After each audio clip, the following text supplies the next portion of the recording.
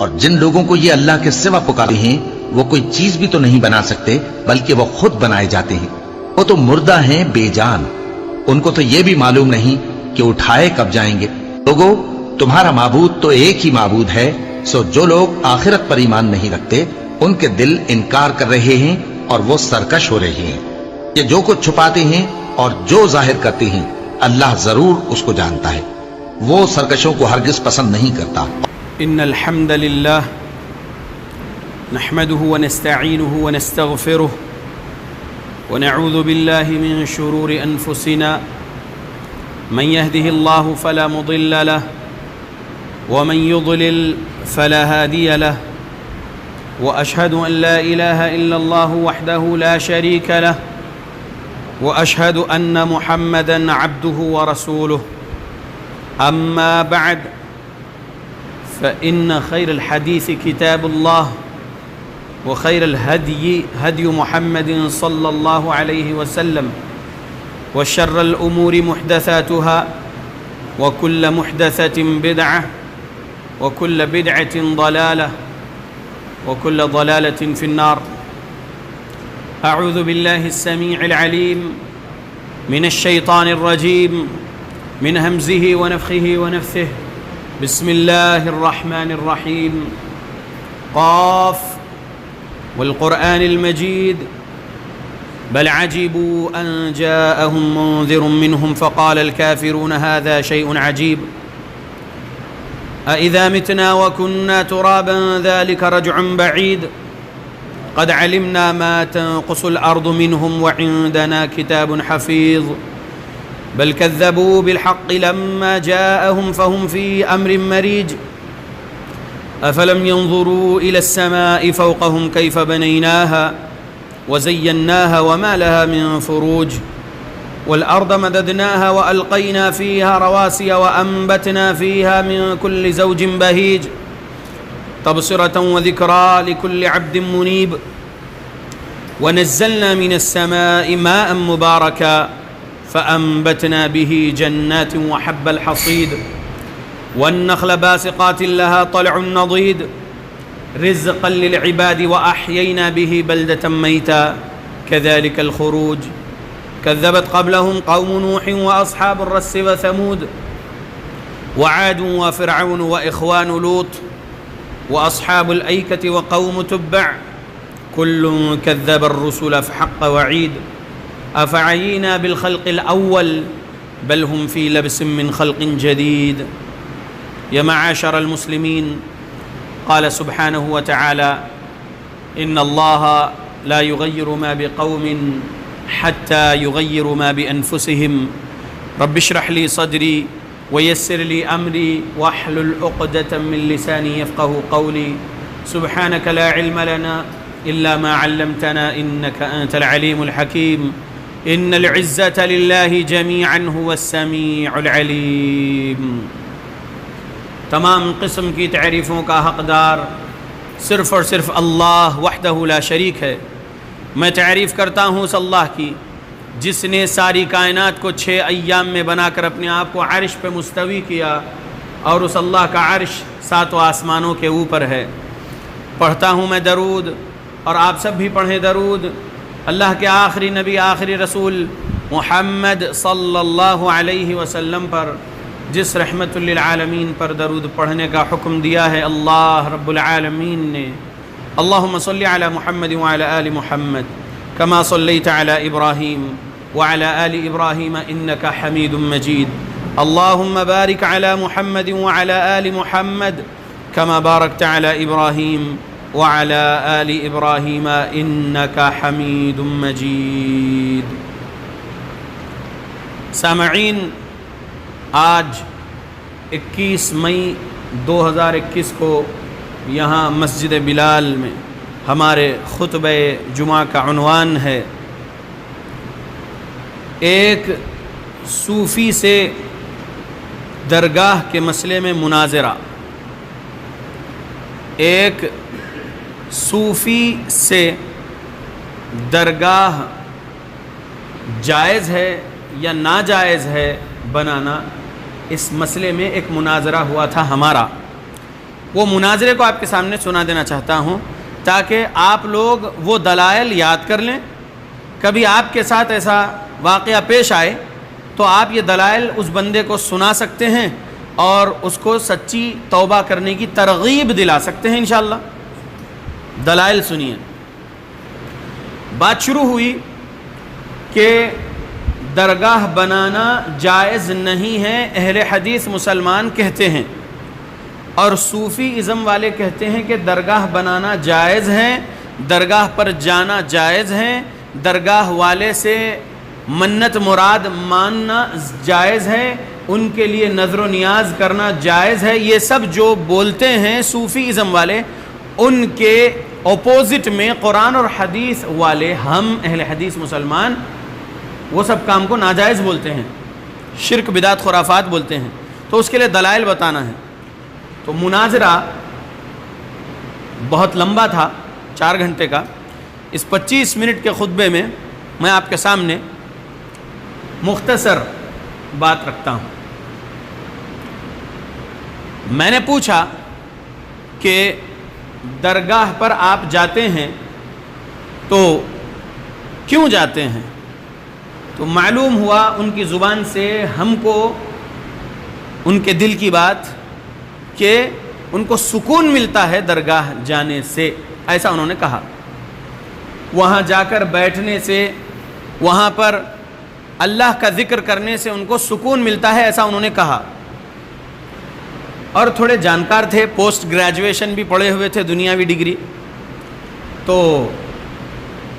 انہوں نے جب یہ بولے تو میں نے کہا کہ رب نے کہا سورہ 13 آیت 28، سورہ رعد ہے سورہ 13، قرآن مجید میں 114 سورے ہیں، اس میں سورہ نمبر 13 آیت نمبر 28، الذین آمنوا، جو لوگ ایمان لائے، وَتَطْمَئِنُّ قُلُوبُهُمْ بِذِكْرِ اللَّهِ، اور ان کے دل اطمینان حاصل کرتے ہیں اللہ کے ذکر سے. الا، آگاہ ہو جاؤ، بِذِكْرِ اللَّهِ تطمئن القلوب، اللہ کے ذکر ہی سے دل کو اطمینان پہنچتا ہے. بس اللہ کے ذکر کے علاوہ کسی اور چیز سے دل کو اطمینان نہیں پہنچ سکتا. اب اللہ کا ذکر بندہ مسجد میں کرے یا اپنے گھر پہ کرے یا اپنی دکان میں کرے یا بازار میں چلتے ہوئے کرے یا جہاز میں بیٹھے ہوئے کرے یا پانی کے جہاز میں بیٹھے ہوئے کرے یا ٹرین میں بیٹھے ہوئے کرے یا کار میں بیٹھے ہوئے، بس میں بیٹھے ہوئے، بائک پہ بیٹھے ہوئے، کہیں بھی ہو بندہ، بیٹھا ہوا ہو، کھڑا ہوا ہو، چل رہا ہو، دوڑ رہا ہو، وہ اللہ کا ذکر کر رہا ہے، کر سکتا ہے، اور اللہ رب العالمین اس کو اطمینان دیں گے. لیکن شرط کیا ہے یہاں پر؟ الذین آمنوا، پہلی شرط، جو لوگ ایمان لائے ہیں. ایمان سے مراد کیا ہے؟ ایمان سے مراد پیارے نبی صلی اللہ علیہ وسلم اور صحابہ کے بارے میں جو رب نے کہا، آمن الرسول، ایمان لائے خود رسول، ایمان لائے خود محمد رسول اللہ صلی اللہ علیہ وسلم. آمن الرسول، کس چیز پر ایمان لائے رسول؟ اللہ کہتا ہے آگے، بما انزل الیہ من ربہ، جو نازل ہوا ان کے طرف ان کے رب کے جانب سے. آمن الرسول بما انزل الیہ من ربہ. آگے ہے والمؤمنون، اور صحابہ رضی اللہ عنہم بھی ایمان لائے. مومنون صحابہ ہے، ہم مسلمین ہیں، ہم تمام جو ہے فی الوقت 1442 ہجری میں ہم لوگ مسلم ہیں. کون اس دور میں مومن ہے وہ اللہ جانتا ہے. اس 1442 ہجری میں کون مومن ہے وہ اللہ جانتا ہے، لیکن ہم یہ جانتے ہیں کہ ہم مسلمان ہیں، اللہ ہم کو مومن بنا دے، آمین. لیکن مومنون صحابہ تھے، اور ثقہ تابعین، ثقہ تبع تابعین، ثقہ ائمہ محدثین جو تھے وہ بھی مومنون تھے. ٹھیک، تو غور کرنے والی بات کیا ہے؟ انہوں نے کہا کہ درگاہ میں ان کو سکون ملتا ہے، اور درگاہ میں رحمت نہیں اترتی، لعنت اترتی ہے، یہ نبی نے کہا ہے. یہ کیسی بات بول رہے ہیں بھائی؟ تو جواب یہ ہے کہ محمد رسول اللہ صلی اللہ علیہ وسلم کے حدیث، اور یہ حدیث صحیح بخاری میں، کہاں ہے یہ حدیث؟ 435 نمبر کی حدیث ہے صحیح بخاری میں. غور سے سنیے حدیث. ان عائشہ وعبد اللہ بن عباس قال لما نزل برسول اللہ صلی اللہ علیہ وسلم طفق يطرح خميصة له على وجهه غور کرو الفاظ پر، اور یہ وقت پر بھی غور کرو کہ کیا وقت ہے پیارے نبی پر۔ عبداللہ بن عباس رضی اللہ عنہ اور مومنوں کی، مسلمانوں کی ماں، نبی کی زوج محترمہ عائشہ صدیقہ رضی اللہ عنہا بھی روایت کرتی ہے، دونوں اس حدیث کو روایت کر رہے ہیں۔ 435 صحیح بخاری۔ کیا الفاظ ہیں؟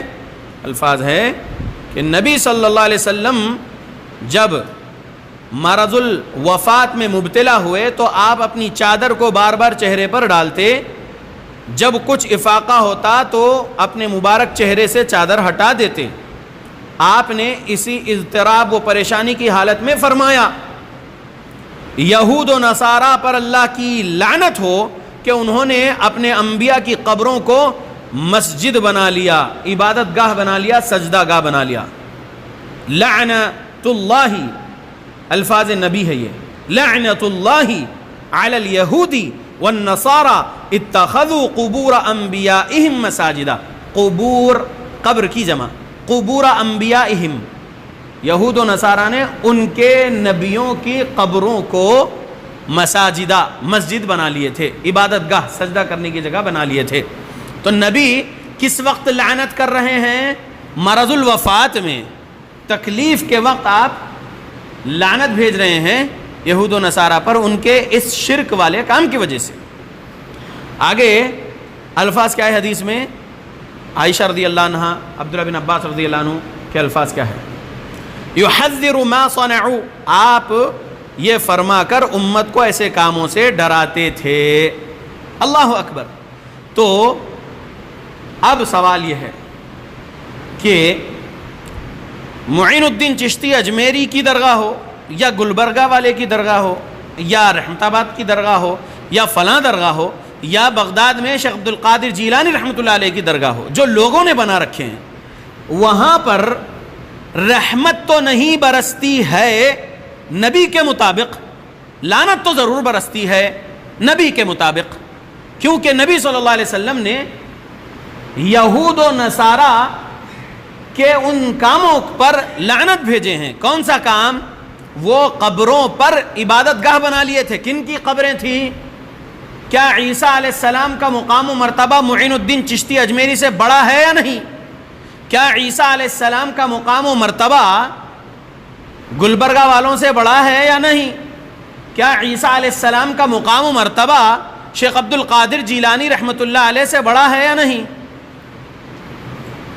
کرسچینز، نصارہ جو ہے عیسیٰ علیہ السلام سے شفا مانگ رہے، اولاد مانگ رہے، ترقی مانگ رہے، پریئر ہالز بناتے جا رہے ہیں وہ لوگ۔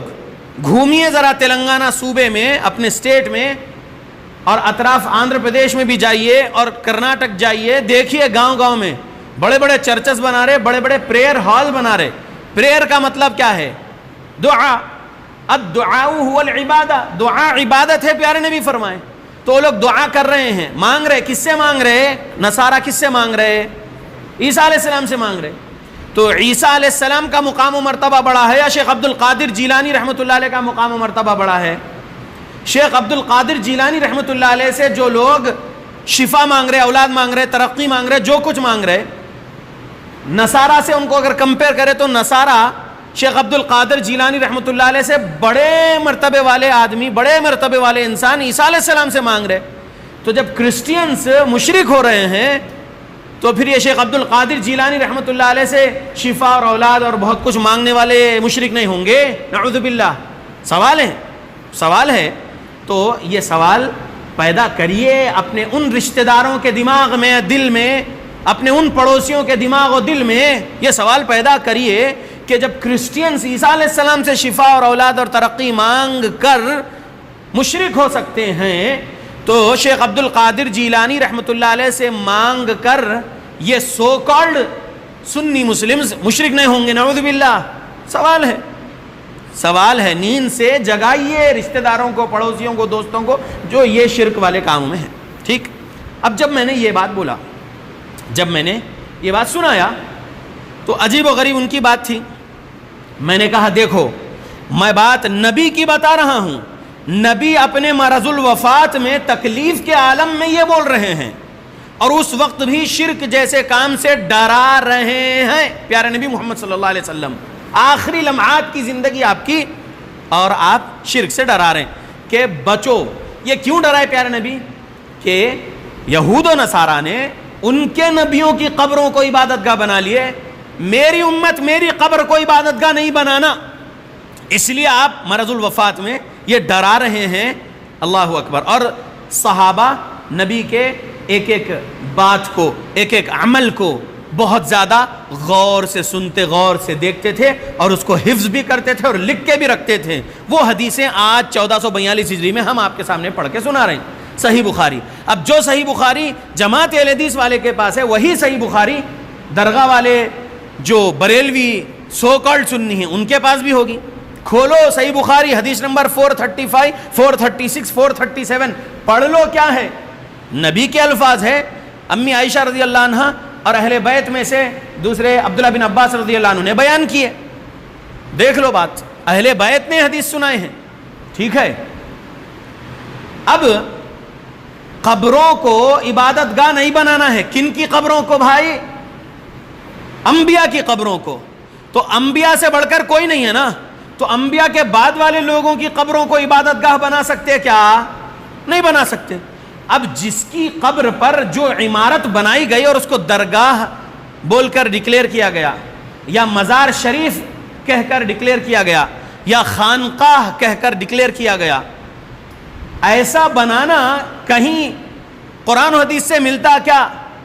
اگر ملتا ہوتا تو پھر وہ دلیل دیواروں پر بہت گولڈن لیٹرز میں لکھ کے لگا سکتے تھے یہ درگاہ بنانے والے، خانقاہ بنانے والے، کہ دیکھو فلاں آیت سے یہ ثبوت ملا خانقاہ بنانے کا، درگاہ بنانے کا، مزار شریف بنانے کا. نعوذ باللہ.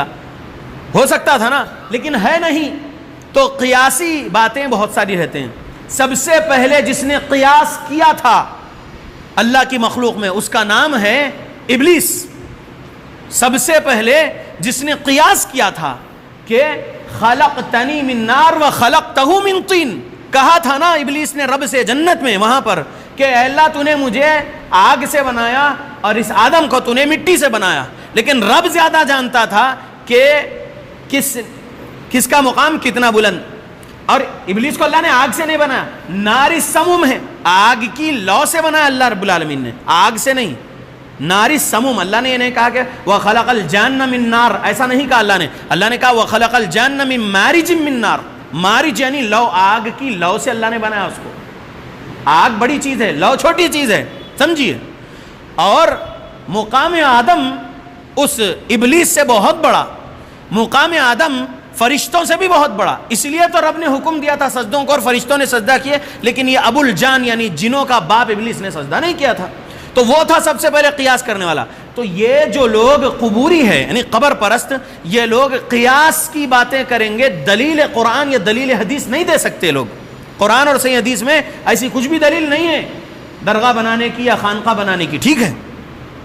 تو غور سے سنیے. میں نے کہا دیکھیے آپ کے پاس تو دلیل نہیں ہے لیکن میرے پاس دلیل موجود ہے. ایک یہ کام کہ وہ لعنت والا کام ہے. یہ رسول اللہ کے الفاظ ہیں، میرے الفاظ نے. لعنت اللہ علی الیہود والنصارى اتخذوا قبور انبیاءہم مساجدا، نبی نے فرمایا. ٹھیک، 435 صحیح بخاری. تو وہاں پر لعنت ملے گی، رحمت نہیں ملے گی، سکون نہیں ملے گا، سکینت نہیں ملے گی آپ کو وہاں پر. اگر آپ یہ کہتے ہو کہ آپ کو فلاں درگاہ میں، فلاں خانقاہ میں، فلاں مزار کے پاس آپ کو سکون ملتا ہے، تو کوئی یہ کہہ سکتا ہے کہ مجھے فلاں مندر میں یا فلاں اور عبادت گاہ جو لوگوں نے بنا رکھے ہیں دوسرے مذہب والوں نے ان کو وہاں سکون ملتا ہے. تو کیا مطلب کیا ہوگا پھر؟ نعوذ باللہ. کیا وہ سچ میں سچے معبود ہیں جن کے عبادت گاہ بنا کر لوگ وہاں پر جا کر عبادت کر کے سکون حاصل کرنے کی نیت سے جا رہے؟ نعوذ باللہ وہ باطل معبود ہے. وہ الہ جو بنا رکھے ہیں وہ الہ صحیح الہ نہیں ہے، وہ الہ حق الہ نہیں ہے. اگر معبود برحق کوئی ہے تو صرف اللہ ہے. پہلے آپ انکار کر رہے ہیں آپ کے کلمے میں لا الہ. وہ جتنے الہ بنا رکھے ہیں، جیزس کو پکارنا یعنی عیسیٰ علیہ السلام کو پکارنا، کیا ہوا؟ وہ ان کو الہ بنا رکھے ہیں نا کرسچن، ان کی عبادت ہو رہی نا. تو اب لا الہ کہہ رہے ہیں تو نہیں عبادت کروں گا میں عیسیٰ علیہ السلام کی، اور میں بس عبادت کروں گا صرف اللہ کی، آپ بول رہے ہیں لا الہ الا اللہ بول رہے تھے. تو اسی طریقے سے آپ الہ مطلب سمجھو تمام لوگ جو شرک میں ہیں، تھوڑے ہی لوگ جو توحید و سنت والے ہیں، وہ اس بات پر غور و فکر کرنا کہ جو بہت سارے تمام لوگ، اکثر لوگ شرک والے ہیں، وہ الہ کا مطلب نہیں سمجھے ہیں، اس وجہ سے وہ شرک کر رہے ہیں، اور وہاں پر ان کو رحمت نہیں ملے گی. اگر ان کو وہاں سے اولاد مل رہی تو وہاں سے نہیں مل رہی. ان کا عقیدہ ہے کہ ان کو اس مندر یا اس چرچ یا اس گرودوارے یا اس درگاہ سے اولاد ملی، نعوذ باللہ. اولاد تو اللہ ہی دے رہا ہے، انہوں اس کو ذریعہ بنا رکھے ہیں، اس لیے وہاں سے ان کو یہ مل رہا ہے، ایسا وہ سمجھ رہے ہیں، اور وہ شرک ہو رہا ہے. اب میں نے دوسری دلیل کیا سنایا؟ صحیح مسلم سے سنایا. غور کرنے والی بات کیا ہے؟ اب یہاں پر دیکھیے، غور کریے قبر کے بارے میں رسول اللہ صلی اللہ علیہ وسلم نے کیا فرمایا تھا. 2243 صحیح مسلم. کیا ہے حدیث؟ حدیث یہ ہے، ابو الحیاج اسدی رحمۃ اللہ علیہ تابعی ہے، وہ روایت کرتے ہیں کہ علی رضی اللہ عنہ، کون ہے علی رضی اللہ عنہ؟ علی رضی اللہ عنہ اہل بیت میں سے ہے نا، رسول اللہ صلی اللہ علیہ وسلم کے سگے چچیرے بھائی ہیں، رسول اللہ صلی اللہ علیہ وسلم کے داماد ہے، رسول اللہ صلی اللہ علیہ وسلم کے بیٹی فاطمہ رضی اللہ عنہ کے شوہر ہے نا علی رضی اللہ عنہ، مسلمانوں کے چوتھے خلیفہ ہے نا علی رضی اللہ عنہ. علی رضی اللہ عنہ کیا بول رہے؟ غور سے سنو. یہ میں جو ہے بتایا تھا اس ڈیبیٹ میں، وہ آپ کے سامنے دلیل بتا رہا ہوں. 2243 صحیح مسلم. علی رضی اللہ عنہ نے ابو الحیاج اسدی کو بولے، کیا میں تم کو اس مہم پر روانہ نہ کروں جس مہم پر، جس کام پر پیارے نبی نے مجھے روانہ کیے تھے؟ کیا ہے وہ کام؟ تو بولے کہ اللہ تدع تمثالا الا طمسته ولا قبرا مشرفا الا سویته. وہ یہ ہے کہ تم کسی تصویر یا مجسمے کو نہ چھوڑنا مگر اسے مٹا دینا، اور کسی بلند قبر کو نہ چھوڑنا مگر اسے زمین کے برابر کر دینا. اللہ اکبر. اب میرا سوال ہے، 2243 صحیح مسلم پیش کر دیا کہ نبی نے علی رضی اللہ عنہ کو کام پر لگائے تھے، قبروں کو زمین سے اٹھاوا، اگر بلند دیکھو تو اس کو زمین کے برابر کر دو. تو مطلب کیا ہوا کہ قبروں کو اونچی نہیں بنانا ہے. یہاں تو لوگ قبروں کو اونچی بھی بنا رہے اور اینٹ سے دیوار بھی اٹھا رہے، ٹائلز بھی لگا رہے، اس کے بعد عمارت بھی اس کے اوپر بنا کے درگاہ یا خانقاہ یا مزار بول کے ڈکلیئر کر رہے ہیں. علی رضی اللہ عنہ اہل بیت میں سے ہے نا. اور یہ جو سو کالڈ سید ہے، سو کالڈ سید بولوں گا میں، انڈیا میں رہنے والے، پاکستان میں رہنے والے اور بنگلہ دیش میں رہنے والے سو کالڈ سید، اگر یہ سچ میں انڈیا، پاکستان، بنگلہ دیش وغیرہ کے سید اپنے آپ کو جو بول رہے ہیں، یا اور دنیا میں کسی بھی ملک کے سید اپنے آپ کو بول رہے ہیں، تو ان کا شجرہ جا کر رکنا علی تک رضی اللہ عنہ، وہ اگر اپنا شجرہ روک رہے علی تک اور رسول اللہ صلی اللہ علیہ وسلم تک، تو سمجھیں گے کہ وہ پیور سید ہیں. اگر انہوں ان کا شجرہ لے جا کر نہیں بتا رہے ہیں حسن حسین رضی اللہ عنہ تک اور پھر اوپر علی اور رسول اللہ تک، تو پھر ہم ان کو سید نہیں مان سکتے. تو بات کیا ہے کہ یہ سو کالڈ سید لوگ نہیں، ہمارا سلسلہ ہے، یہ ہمارے دادا پیر گزرے، پردادا پیر گزرے، ہم انہی کے نسل سے ہے، لہذا ہم ہی اس درگاہ کے جو ہے مجاور بنے رہیں گے وغیرہ. یہ کاروبار ہے نا. تو کہنا یہ ہے نبی کے گزر جانے کے بعد علی رضی اللہ عنہ مجاور بن کے بیٹھے کیا پیارے نبی کی قبر پر. علی رضی اللہ عنہ کے گزر جانے کے بعد حسن حسین رضی اللہ عنہما مجاور بن کے بیٹھے کیا علی رضی اللہ عنہ اور نبی کی قبر کے پاس. اور وہ مجاوری کا سلسلہ ان کے پاس مین ہونا چاہیے، جو آج بنا رکھے ان کے پاس مین ہونا چاہیے. اصلی سید تو وہ لوگ ہیں، تو وہ سیدوں کا اگر کام ہوتا تو وہ وہاں سے شروع ہوتا. یہ سو کالڈ سید بنا رکھے ہیں، اللہ ہدایت دے. تو 2243 صحیح مسلم سے کیا سبق ملا کہ جائز نہیں ہے درگاہ بنانا.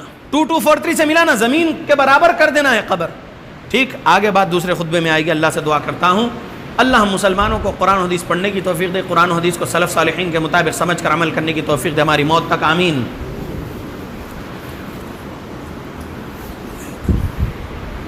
الحمد للہ وکفا وسلام علی عبادہ الذین اصطفیٰ وبعد اللہم صلی وسلم علی نبینا محمد. اللہ کے بندو، 2243 صحیح مسلم آپ کو پہلے خطبے میں سنا چکا. اب 2245 سنا رہا ہوں، غور سے سنیے. 2245 صحیح مسلم. اس حدیث کے اوپر امام مسلم رحمۃ اللہ علیہ نے جو باب باندھے وہ باب بھی سن لیجئے. باب النہی عن تجسیس القبر والبناء علیہ. ترجمہ: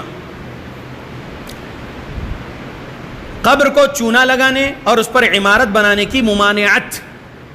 حدیث جابر رضی اللہ عنہ سے روایت ہے کہ انہوں نے کہا رسول اللہ صلی اللہ علیہ وسلم نے اس بات سے منع فرمایا کہ قبر کو چونا لگایا جائے اور اس پر بیٹھا جائے اور اس پر عمارت بنائی جائے.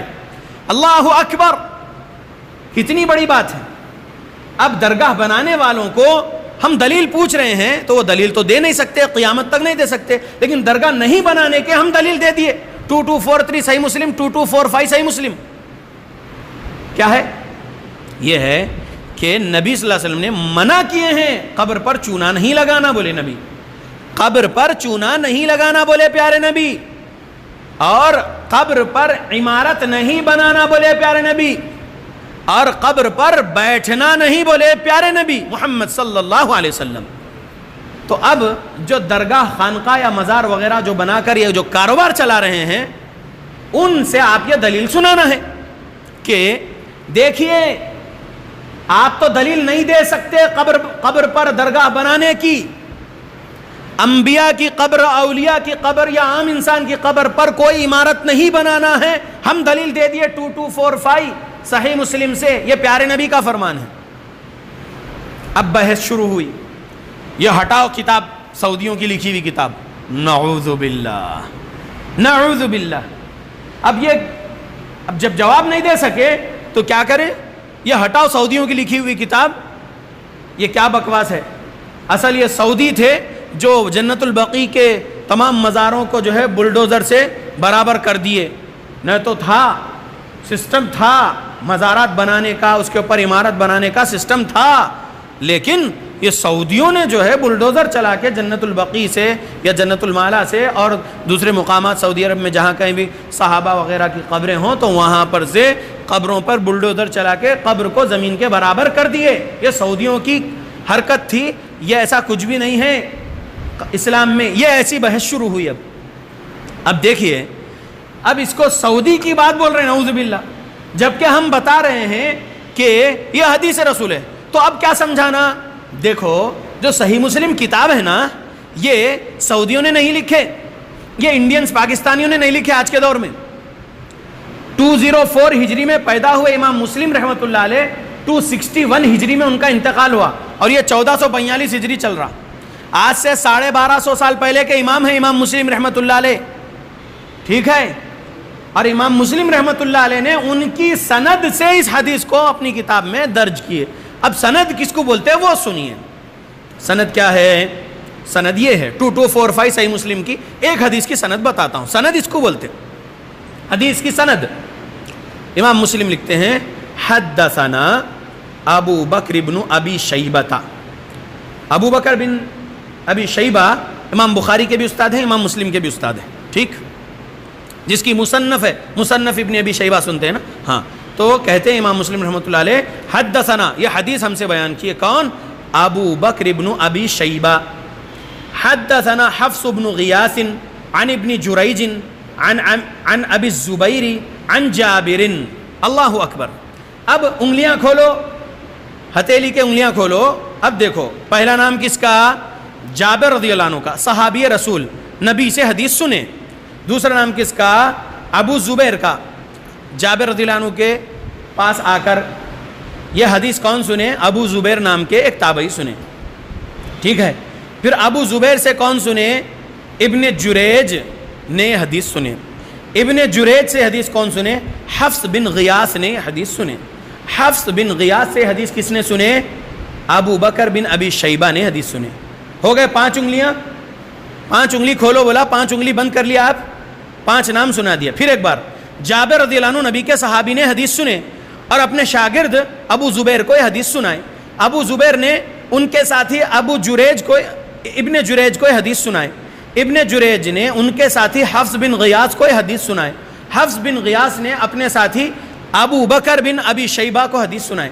5 نام ہو گئے.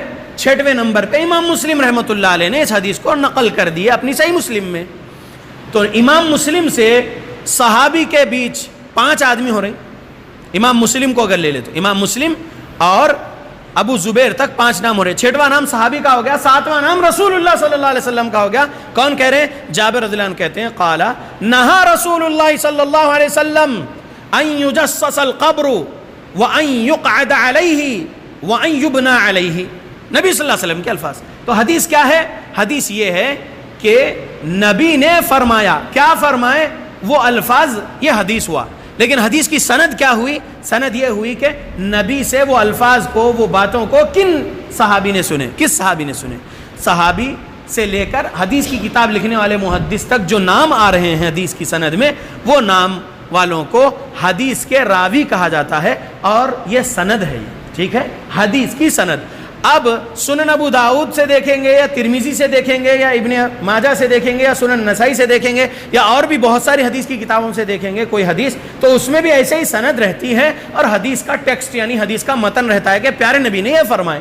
تو اب ان کتابوں میں سند میں اگر کوئی ایک آدمی, 2 آدمی جھوٹ بولنے والے تھے یا حافظے کے کمزور تھے یا پھر انہوں پیدا ہی نہیں ہوئے تھے وہ صحابی کے دور میں, یا وہ صحابی سے ملاقات ہی نہیں ہوئی تھی, یا فلاں تابعی کچھ بول رہے کہ فلاں تابعی سے میں نے سنا, جبکہ وہ تابعی سے انہوں نے سنے ہی نہیں تھے, ان سے ملاقات ہی ان کی نہیں ہوئی تھی, لیکن ان کا نام لے کے بول دے رہے. تو ایسی سب حدیثوں کو ضعیف کہہ کر محدثین نے الگ کر دیے. میں آپ کو صحیح مسلم سے حدیث سنایا, 2245 صحیح مسلم سے سنایا کہ پیارے نبی نے منع کیے ہیں کیا چیز سے؟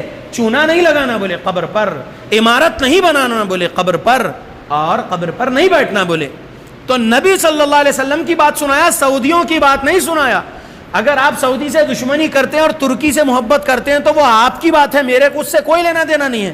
آپ سعودی سے محبت کرو یا ترکی سے محبت کرو, مجھے اس سے کوئی لینا دینا نہیں ہے. مجھے بس اتنا جاننا ہے کہ آپ شرک کے عقیدے میں ہیں تو میں آپ کو سمجھوں آپ کے اندر کیا پنپ رہا ہے عقیدے کے نام پر گندگی, وہ دیکھوں. اس لیے میں آپ سے بات کر رہا ہوں, اور پھر میں آپ کے گندگی کو صاف کرنا چاہتا ہوں. کون سی گندگی؟ شرک بدعت خرافات کی. وہ گندی چیز ہے وہ شرک, اور میں آپ کو توحید دینا چاہتا ہوں دلائل صحیحہ سے, قرآن اور حدیث سے. تو جھوٹ نہ بولو کہ یہ حدیثیں سعودیوں نے لکھے, نعوذ باللہ. یہ حدیث اگر آپ کے فرقے کے مولوی صاحب کی جا کے لائبریری میں بھی ڈھونڈیں گے تو صحیح مسلم وہاں پر بھی مل جائے گی. آپ دیکھو جو 2245 صحیح مسلم ہم اہل حدیث مسجد سے بتا رہے ہیں, وہی آپ بریلوی مسجد سے دیکھ لو, دیوبندی مسجد سے دیکھ لو, آپ کسی بھی صوفیزم کے فرقے والی مسجد میں اگر صحیح مسلم ہے تو اٹھا کے دیکھ لو. 2245 نمبر کی صحیح مسلم کی حدیث پڑھ لو. نبی صلی اللہ علیہ وسلم کے اس فرمان کے مطابق معلوم ہو گیا کہ جائز نہیں ہے قبر پر کوئی عمارت بنانا یا قبر کو چونا لگانا یا قبر پر بیٹھنا. تو یہ مجاوری کا کاروبار ختم کرنے والی حدیث ہے یا نہیں ہے؟ 2245 صحیح مسلم. الحمدللہ. تو یاد رکھو ہماری تو بحث 4 گھنٹے چلتے رہی وہ صوفیزم والوں کے سامنے, اور بہت ساری اور بھی باتیں ہیں, لیکن میں آپ کے سامنے مختصر آج جو سنایا وہ یہی ہے کہ دیکھیے درگاہ بنانا جائز نہیں ہے, ہم بولتے ہیں اہل حدیث مسلمان, اور جو صوفیزم والے بولتے ہیں کہ درگاہ بنانا جائز ہے. تو ہم کہتے ہیں کہ یہ دلائل ہے, سمجھ لو. تو آج اب خطبہ ختم کرنے کے وقت میں آپ کے سامنے دلائل سنا دے رہا ہوں.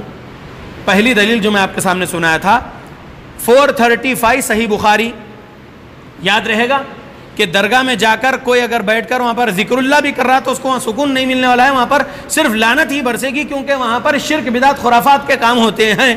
اور وہ بندہ کیا عقیدے سے وہاں جا رہا ہے کہ بزرگ صاحب جو ہے اندر زندہ ہے اور وہ میری سنتے ہیں, وہ اللہ کے قریب والے ہیں, ولی صفت ہے, وہ ہماری فریاد اللہ سے پوری کرواتے ہیں. اس عقیدے کے ساتھ جاتے ہیں نا وہ لوگ, تو یہ عقیدہ ہی گندا ہے, قرآن کے خلاف ہے عقیدہ.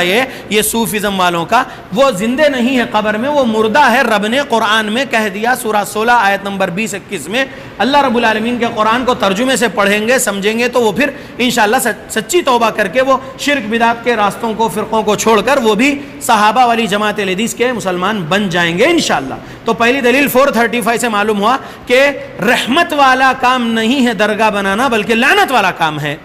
دوسری دلیل میں نے آپ کو 2243 صحیح مسلم کی سنایا کہ نبی صلی اللہ علیہ وسلم نے اہل بیت میں سے علی کو بولے رضی اللہ عنہ, جاؤ جا کر جہاں کہیں بھی قبر یا مجسمہ دکھے تو زمین پر اس کو زمین کے برابر کر دو, یعنی مجسمے توڑ دو, اور قبر اگر بلند دکھے زمین سے اٹھی ہوئی دکھے تو اس کو زمین کے برابر کر دو. یہ دوسری دلیل میں آپ کو سنایا 2243 صحیح مسلم. تیسری دلیل میں نے آپ کو کون سی سنایا؟ میں نے آپ کو سنایا 2245 صحیح مسلم. 3 حدیثیں میں نے آج آپ کے سامنے سنایا ہوں۔ اللہ کے بندو اور بھی بہت ساری باتیں ہیں، بس میں یہی کہوں گا کہ شرک سے بچنا ہے اور بدعت خرافات سے بچنا ہے، اور درگاہ بنانا جائز نہیں ہے، جائز نہیں ہے، جائز نہیں ہے۔ اور ہم توحید و سنت قرآن و حدیث سے ہی سیکھیں گے، صوفیزم سے نہیں۔ صوفیزم گمراہی ہے، یہی بولتے رہیں گے انشاءاللہ۔ اللہ سے دعا کرتا ہوں اللہ ہم مسلمانوں کو قرآن و حدیث پڑھنے کی توفیق دے، قرآن و حدیث پر عمل کرنے کی توفیق دے ہماری موت تک۔ اللہم اعز الاسلام والمسلمین واذل الشرک والمشرکین، اللہم من ارادنا واراد بالمسلمین سوءا فاشغله بنفسه، اللہم اہلک الظالمین بظلمهم، اللهم أهلك الظالمين بظلمهم، اللهم أهلك الظالمين بظلمهم، اللهم أصلح أحوال المسلمين في فلسطين، اللهم أصلح أحوال المسلمين في فلسطين، اللهم أصلح أحوال المسلمين في فلسطين، اللهم أصلح أحوال المسلمين في كل مكان، اللهم أصلح أحوال المسلمين في كل مكان، اللهم أصلح أحوال المسلمين في كل مكان. ربنا ظلمنا أنفسنا وإن لم تغفر لنا وترحمنا لنكونن من الخاسرين. اللهم يا وهاب، اللهم ألبسنا لباس التقوى وألزمنا كلمة التقوى وأمتنا حين ترضى. ربنا آتنا في الدنيا حسنة وفي الآخرة حسنة وقنا عذاب النار. ربنا تقبل منا إنك أنت السميع العليم وتب علينا إنك أنت التواب الرحيم.